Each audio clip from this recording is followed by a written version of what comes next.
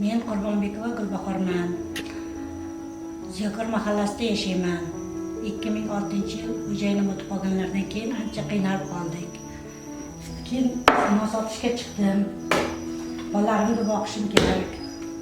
Boqish uchun hamma ishlarni qildim.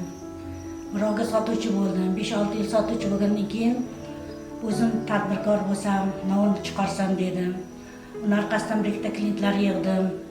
Shu bilan o'zim arendaga mana kredit oldim 21 million, mishelka oldim, hampa oldim, ikkita ishchim bor. Hozir tadbirkorlik bilan shug'ullanyapman. Choyxonalarga arzon sifatli non yetkazib beryapman.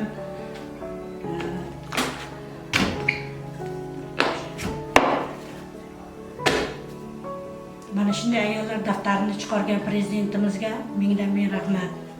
Doimo sog' bo'lsinlar, bizni o'ylaganlari uchun. Boshlari omon bo'lsin. Doim duodamiz. Sog' bo'lsinlar.